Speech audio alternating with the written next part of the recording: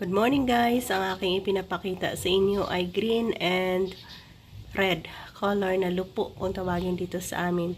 Isa sa masustansya at masarap na gulay na ating nakuha sa ating maliit na garden. Ano nga ba ang ating pwedeng isahog dyan para lalong sumarap ang ating gulay na ito? So samahan niyo ako guys. Yan, meron din tayong bell pepper, siling pangsigang, 2 pirasong kamatis, 1 pirasong onion at hipon. So yan ang ating recipe na gustong ibahagi sa inyo sa sinabawang gulay na lupo. Yan, mabilis lang ito. Nagpakulo tayo ng tubig, ilagay natin ang kamatis, onion.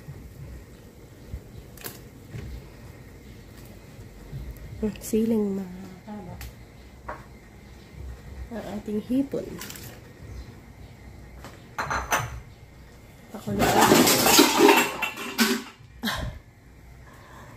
Yan, pakuluan natin yan hanggang sa lumabas ang katas ng ating hipon na yan.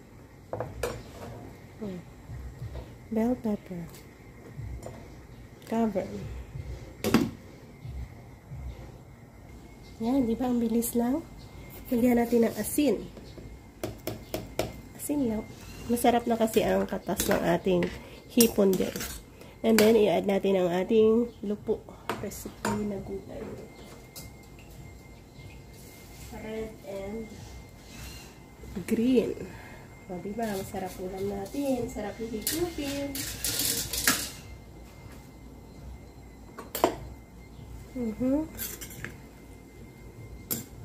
Kung isa ka sa namumuhay sa probinsya, yan ang mostly na kinakain ng gulay. Lupo. And all set na tayo dyan. Pakuluan lang at masarap na.